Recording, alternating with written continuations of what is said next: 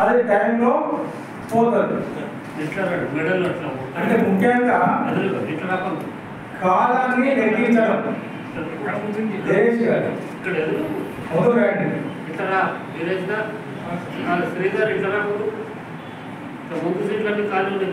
ఈ సమస్త విశ్వంలో సృష్టి అనేది భగవంతుడు చేసింది కాబట్టి తర్వాత సృష్టి అంతం కూడా భగవంతుడే చేస్తాడు.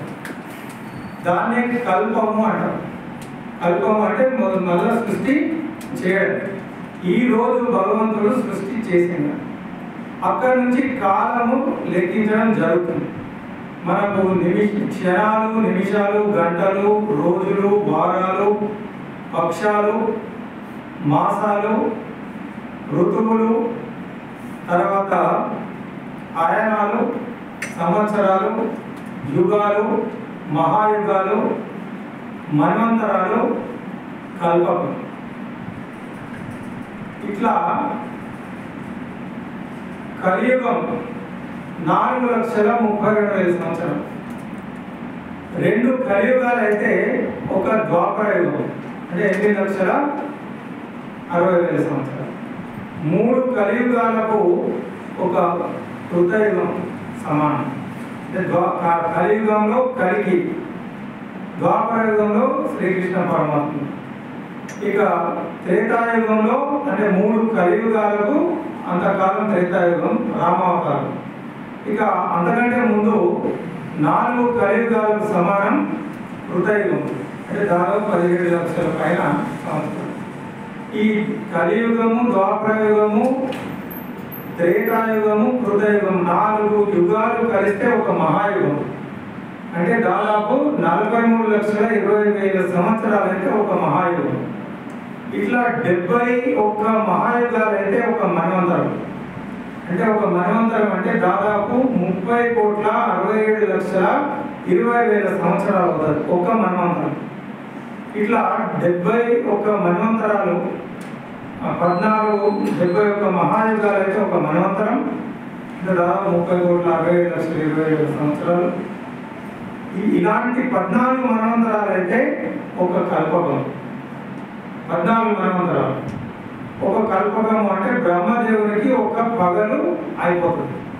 ఆ బ్రహ్మదేవుడు ఒక పగలు అంటే ఒక దినంలో పగలు ఒక కల్పకం. సృష్టి మొత్తం అంతమైపోతాడు మహాప్రలయంలో. అంతమైన తర్వాత భగవద్గీతలో కూడా సహస్రయుగ పర్యంతం అని ఉంది. సృష్టి అయిపోయిన తర్వాత మళ్ళీ అన్ని సంవత్సరాలు సృష్టి జరగదు, మొత్తం లోకంలో అంధకారం అయిపోతుంది. మళ్ళీ బ్రహ్మదేవునికి మళ్ళీ రాత్రి అయిపోయిన తర్వాత మళ్ళీ పగలు, ఆ పగలు మళ్ళీ సృష్టి మొదలవుతుంది. ఆ సృష్టి మొదలైంది ఉగాది. ఇట్లా బ్రహ్మకు కూడా కాలం ఉంది. ఒకరోజు బ్రహ్మ నాకు గొప్పడు లేదని అనుకొని మనసులో అహంకారం వస్తే శివుడు బ్రహ్మను తీసుకొని రోమస్థ మహర్షి అని ఉంటాడు. ఒక శరీరం అంతా రోమాలు వెంట్రుకలు ఆయన దగ్గర తీసుకోపోతాడు. ఏంటి ఇట్లా మొత్తం వెంట్రుకలు ఉన్నాయి, కానీ కొన్ని వెంట్రుకలు ఊసిపోయి ఉంటాయి. ఇక్కడ ఏమో వెంట్రుకలు ఊసిపోయినాయి కదా అని బ్రహ్మ అడుగుతాడు శివుని. ఈయన ఒక వెంట్రుక ఊసిపోయిందంటే ఒక బ్రహ్మ కాలం అయిపోయిన 4 సంవత్సరాలు అయిపోతే బ్రహ్మ చనిపోతాడు. అందుకే ఆ బ్రహ్మ కపాలాలు పరమశివుడు మెడలో కపాలాలు ఎందుకుంటాయంటే ఒక్కొక్క బ్రహ్మ చనిపోతాడు.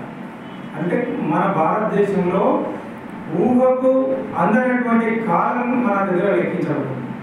మనం ఊహించుకోవచ్చు. ఇప్పుడు 1500 సంవత్సరాల ముందు కొన్ని దేశాలు లేవు, 2000 సంవత్సరాల ముందు చరిత్ర లేదు.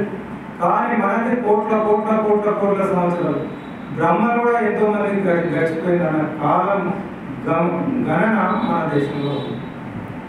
ఇంత ఖచ్చితమైన ఈరోజు ఆధునిక ఉపగ్రహాలు లేని సమయంలో కూడా భూమి, దాని చుట్టూన్నటువంటి గ్రహాలు, వాటి పైన ఉన్నటువంటి నక్షత్రాలు, వాటి సరిగ్గా వాటి దూరాలు, వాటి వేగాలు, వాటి పరిమాణాలను ఖచ్చితమైన ప్రమాణంలో లెక్కించి దాన్ని ఎప్పుడు అవి పరిభ్రమిస్తూ ఉంటాయి, దాని ప్రభావం భూమిపైన ఎంత ఉంటుంది అని ఖచ్చితమైన లెక్కలు 100 సంవత్సరాల తర్వాత సూర్యోదయం ఎప్పుడైతే, సూర్యగ్రహణం ఎప్పుడు వస్తుంది, చంద్రగ్రహణం ఎప్పుడు వస్తుంది, ఆ పంచాంగం మనకు అందుబాటులో ఉంది. అంటే ఇది అద్భుతమైన ప్రతి భారతీయుడు గర్వించదగ్గ విషయం. ఎవరు ఊహించలేనటువంటి సైన్స్ ఇది. 27 నక్షత్రాలు మన కథ రూపంలో కూడా ఉన్నాయి. దక్ష ప్రజాపతి బిడ్డలు వాళ్ళని చంద్రుడికి ఇచ్చి పెళ్లి చేస్తారు. ఒక్కొక్క మనం చంద్రమానాన్ని ఎక్కువ పాటిస్తాం. సూర్యమానాన్ని కూడా సంక్రాంతి సూర్యమానం మకర రాశిలో ప్రవేశించినప్పుడు సంక్రాంతి మాత్రం 2 పాటిస్తుంటాము. ఎక్కువగా జాతకాలు చూసేది చంద్రమానం. అంటే చంద్రుడు ఒక్కొక్క రాశిలో ప్రవేశించే కాలాన్ని మనం వీటిని రాశులుగా మాసాలుగా ఇప్పుడు చిత్తా నక్షత్రంలో చంద్రుడు ప్రవేశిస్తాడు కాబట్టి చైత్ర మాసంతో మనం సంవత్సరాన్ని ప్రారంభిస్తున్నాం. ఇట్లా 27 నక్షత్రాలు. ఈ నక్షత్రాలను 12 రాశులుగా విభజించారు. 27 నక్షత్రాలు. ఒక్కొక్క నక్షత్రానికి 4 పాదాలు. అంటే తిరుగుతూ ఉంటే మనము 360 డిగ్రీలను మనం 12 రాశులలో 30 డిగ్రీలు వస్తుంది ఒక్కొక్క రాశికి. 36 కానీ 27.3 అనుకుంటాం. అది తగ్గడం వల్ల మనం ఇంగ్లీష్ క్యాలెండర్కు తెలుగు మన క్యాలెండర్కు తేడా అందువల్ల వస్తుంది. మనది శాస్త్రీయమైనది. అంటే పైన మార్పులను గ్రహాల కదలికలను బట్టి మన కాలమానము మన లెక్క మనం శాస్త్రీయమైనది సైంటిఫిక్గా లెక్కించాం. ఇట్లా 12 రాశులలో ఒక్కొక్క రాశిలో 2 రాశులు 4 పాదాలు ఉంటాయి. 3వ రాశి 1 పాదం. మొత్తం 9 పాదాలు కలిస్తే ఒక రాశి. ఇప్పుడు పంతులు చదువుతున్నప్పుడు చూసినాం. అంటే ఒక్కొక్క నక్షత్రానికి 4 పాదాలు. అంటే ఒక్కొక్క రాశిలో 2 నక్షత్రాలు 4 పాదాలు పూర్తిగా ఉంటుంది. ఇంకొక నక్షత్రం 1 పాదం కలిస్తే 9 పాదాలు కలిసి ఒక రాశి ఏర్పడుతుంది. మనం పుట్టిన రోజు గ్రహాలు ఏ నక్షత్రము ఏ చంద్రమా ఏ నక్షత్రంలో ఉందో ఏ పాదం వస్తుందో ఆ 9 పాదాలు ఒకటే రాశి. కానీ ఒక్కొక్కరికి ఒక్కొక్క నక్షత్రం కాబట్టి ఆ నక్షత్రము ఆ పాదాన్ని బట్టి కూడా కొంత మార్పు అనేది వస్తుంది. 12 × 9 108 పవిత్రమైన సంఖ్య అంటాం మనం. ఆ విధంగా 27 × 4 పాదాలు 108 వస్తుంది.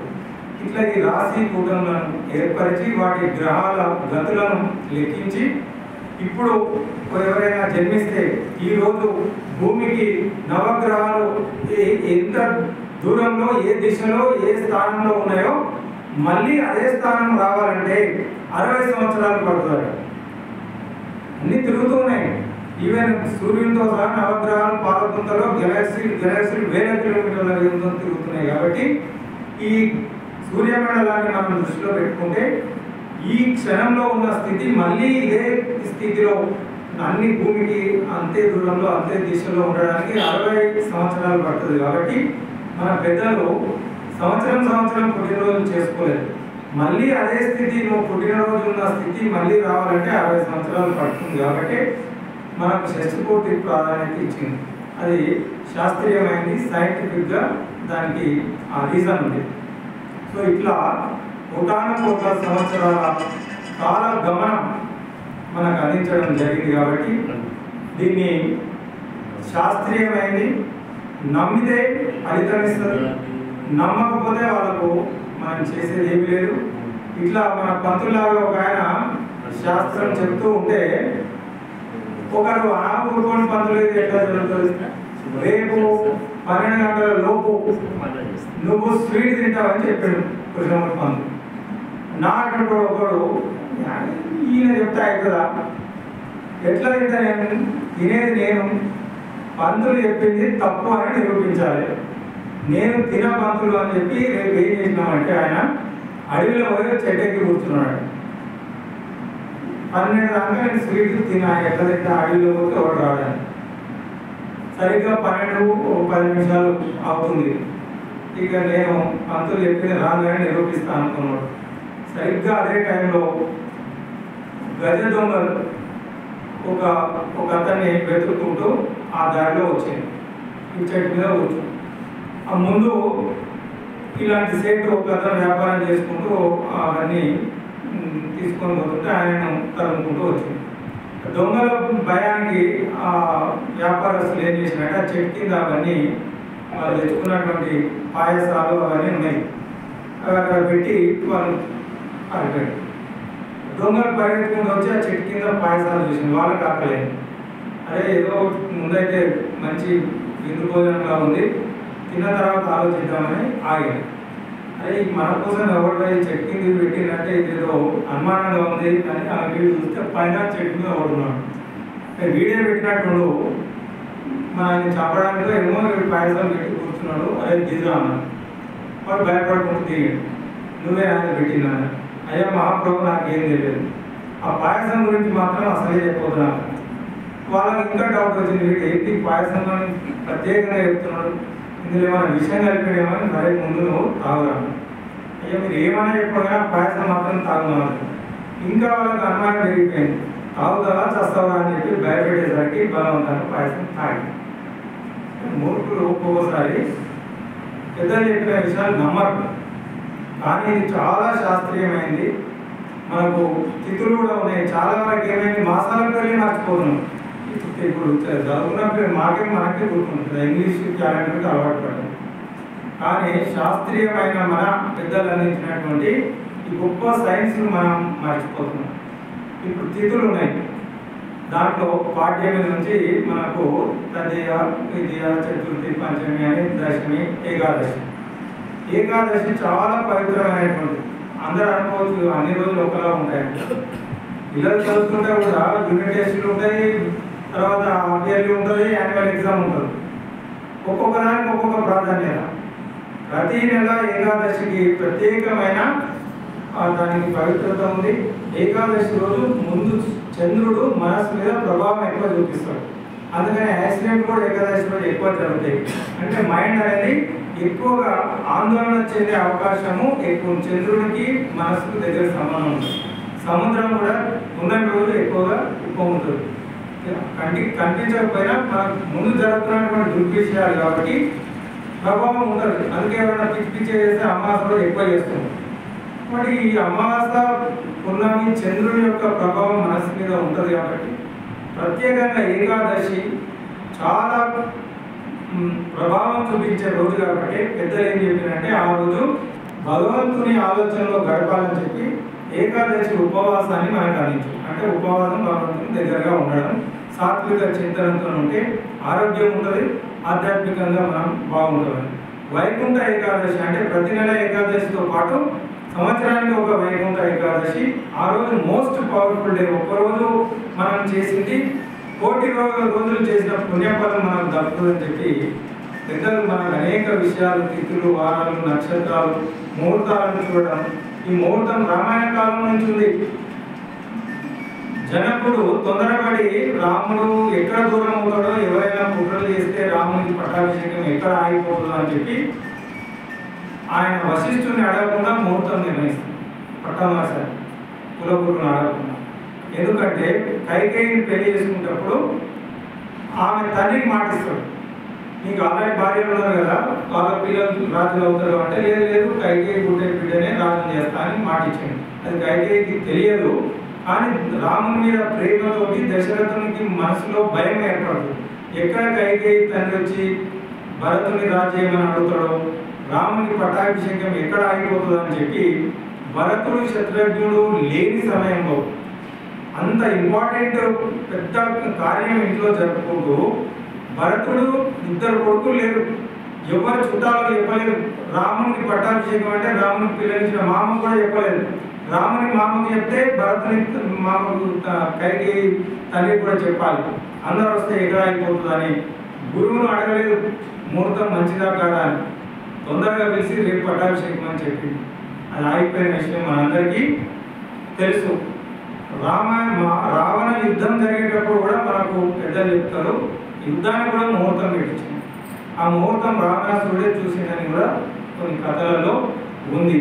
మన దేశంలో పెళ్లిళ్ళే కాదు యుద్ధాలకు కూడా ముహూర్తాలు. అంటే యుద్ధం కూడా ధర్మయుద్ధమే. ధర్మబద్ధంగా పెళ్లి కొట్టే యుద్ధం స్టార్ట్ కావాలి. సూర్యోదయం సూర్యాస్తమయం జరగానే వాడు దాన్ని కత్తితో పొడవాలనుకున్నా పెళ్లి కొట్టిందంటే ఆగిపోవాలి. ప్రపంచంలో ఎక్కడ లేదు, ఇక్కడ ప్రతిదీ ధర్మబద్ధంగా జరుగుతుంది. మనందరికీ తెలుసు శోభనానికి కూడా ముహూర్తం ఈరోజు చాలా మంది పాటిస్తున్నారో లేదు.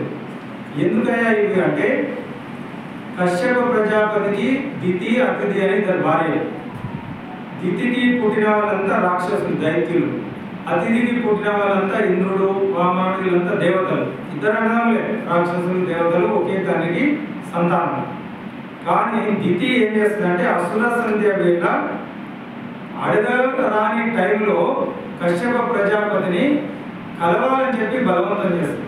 కశ్యప ప్రజాపతి చెప్తాడు, ఇదేం పాడుతుంది నీకు, ఇప్పుడు అసుర సంధ్య వేళ ఇట్లా నన్ను బలవంతంగా నీకేమో కామోద్రేకమైంది, కోరికలు కలుగుతున్నాయని బలవంతం చేస్తున్నావు అంటే ఆమె బలవంతంగా తీసుకెళ్తుంది. ఆ ప్రభావం వల్ల లోక కంటకులైనటువంటి హిరణ్యాక్ష, హిరణ్యకశిపులు జన్మించింది. అంటే ఏ పని మనం చేసినా పరమ పవిత్రమైన ముహూర్తానికి చేస్తే మంచి ఫలితం ఉంటుంది అనడానికి అనేక మన కథలలో దృష్టాంతాలు ఉన్నాయి. కాబట్టి ముహూర్తానికి అంత ప్రాధాన్యత ఉంది. మహాభారతంలో భీష్మాచార్యులు యుద్ధంలో దక్షిణాయనంలో ఆయన కూలిపోతాడు. ఆయన ఇచ్చామృత్యు వరం ఉంది కాబట్టి దక్షిణాయనం అనేది దేవతలకు రాత్రి, వైకుంఠ ద్వారాలు మూసుకుంటాయి అంటారు. దక్షిణాయనం భగవద్గీతలో కూడా ఉంది, ఎవరు ఏ టైంలో చనిపోతే ఎక్కడికి వెళ్తారు అన్నది. ఉత్తరాయణంలో పగటి పూట ఎవరైతే పరలోకాన్ని పొందుతారో వాళ్ళు సాక్షాత్తు వైకుంఠానికి వెళ్తారు, స్వర్గానికి వెళ్తారు అని. అంటే చావు పుట్టుకలు మన చేతిలో ఉండవు, కానీ మనం సాధన వల్ల, ప్రయత్నం వల్ల ఉత్తమ గతిని పొందాలనే ఉద్దేశం మనం పెద్దలు అందించారు. భీష్మాచార్యులు అందుకోసమే ఉత్తరాయణం వచ్చే వరకు ఆయన యుద్ధ భూమిలో ప్రాణాలను వదలకుండా ఉన్నాడు. అంటే వీటన్నిటికీ తిథులకు, వారాలకు, నక్షత్రాలకు, ఉత్తరాయణం కూడా మనకు సూర్యుడు మకర రాశిలో ప్రవేశించినప్పుడు ఊర్ధ్వముఖంగా ప్రయాణం, స్వర్గం అంటే ఊర్ధ్వముఖంలో ఉంటుందండి. సో ఆ విధంగా ప్రకృతిలో కూడా మార్పు జరుగుతుంది. అప్పుడు ప్రాణం వదిలిపెడితే అది ఊర్ధ్వచలనంలో వైకుంఠానికి చేరుకుంటుంది అనే ఉద్దేశంలో చాలా విషయాలు మనకు లోతుగా రీసెర్చ్ జరుగుతుంది. మావాడైతే చాలా విషయాలు నాకే అర్థం కాని విషయాలు తీసుకొచ్చి చెప్తూ ఉంటాడు. దీని వెనకాల గొప్ప సైన్స్ ఉంది. భాస్కరాచార్య గొప్ప మ్యాథమెటిషియన్, ఆర్యభట్ట తర్వాత ఆయన గొప్ప మన మునులు ఋషులంతా జ్యోతిష్య పండితులే. అసలు వేదం అర్థం కావాలంటే వేదాంగమైనటువంటి జ్యోతిష్యము ప్రథమంగా, జ్యోతిష్యం తెలియకపోతే వేదం అర్థం కాదు. మన ఋషులు ముషులంతా ఆకాశాన్ని అధ్యయనం చేసింది. వాటి గమనాలను బట్టి కాల పరిస్థితులను నిర్ణయించి, అందుకే మనకు దీంట్లో చాలా విషయాలు ఇప్పుడు నిరూపించడం జరుగుతుంది. యంగ్ సైంటిస్టులు దాని కాలాన్ని మళ్ళీ లెక్కించి రామాయణ మహాభారతాల్లో ఉన్నటువంటి విశేషాలను చెప్తున్నారు. భాస్కరాచార్యుడు mathematician as well as astronomer, జ్యోతిష్యం. ఆయన ముహూర్తం పెడితే దానికి తిరుగులేదు అన్నట్టు, అంత పేరు ఉండేది. ఆయన బిడ్డ లీలావతికి ముహూర్తం పెట్టి పెళ్లి చేస్తే భర్త చనిపోతే ఆయన శాస్త్రం మీదనే నమ్మకం పోతుంది. అందరికీ ముహూర్తాలు పెడతా, నా బిడ్డ ముహూర్తమే నేను సరిగ్గా పెట్టుకోలేదు, ఇంకా నేను ఇప్పుడు ఇది వేరే వాళ్ళకి ఎట్లా చెప్పాలని చెప్పి ఆయన నేను దయచేసి నా దగ్గర రాకండి, ఈ జ్యోతిష్యాన్ని నేను మానేసాను. అప్పుడు లీలావతి తండ్రి దగ్గరికి వెళ్ళి, నాన్నగారు శాస్త్రంలో దోషం లేదు, మీరు శాస్త్రాన్ని దోషం పట్టకండి, అది నా వల్ల పొరపాటు జరిగింది, మీరు పెట్టిన ముహూర్తం సరైందే, నేను పొరపాటున ఆడుకుంటూ వెళ్ళి ఆ రోజు ఇసుక గడియారాలు ఉండేది, ఆ గడియారంలో నేను తొంగి చూస్తూ ఉంటే నా చెవి రింగు అందులో పడిపోయింది.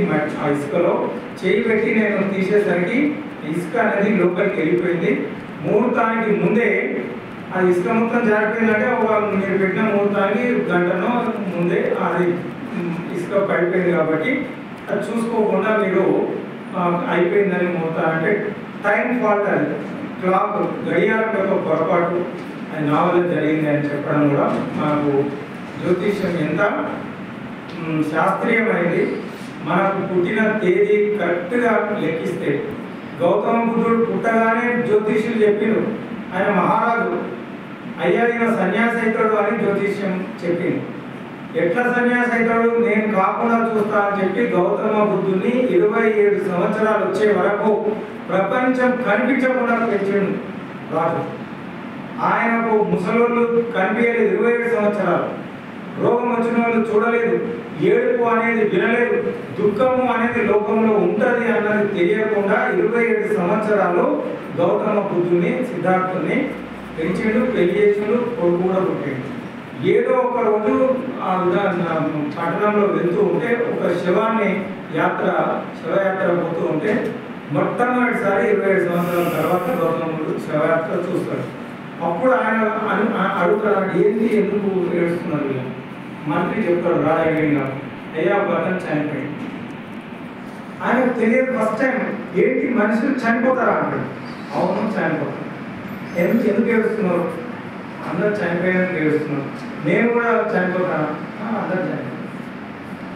మనుషుల రోగాలు, దుఃఖాలు, బాధలు ఉన్నాయన్నది మొట్టమొదటి తెలుసుకొని ఆ రోజు నిద్రపోలేదు. అంటే అంతవరకు ఆపితే కూడా లోకంలో ఉన్న దుఃఖాన్ని చూసి మనుషులు ముసలోళ్ళు అవుతారు, రోగాలు వస్తాయి, చనిపోతారు అన్నది తెలుసుకున్న గౌతమ బుద్ధుడు ఇంటికి వచ్చిండు, పండుకోవడం, నిద్ర రాలేదు. మధ్యరాత్రి భార్యను చెప్పకుండా రాజ్యాన్ని, అధికారాన్ని మొత్తం సమస్తం వదిలిపెట్టి వెళ్ళిపోయింది. ఇక మనకు తెలుసు. తర్వాత ఆయన తపస్సు చేసుకున్నాడు, లోకమంతా తిరిగిండు, గొప్ప మహా గౌతమ బుద్ధుడు తయారైండు.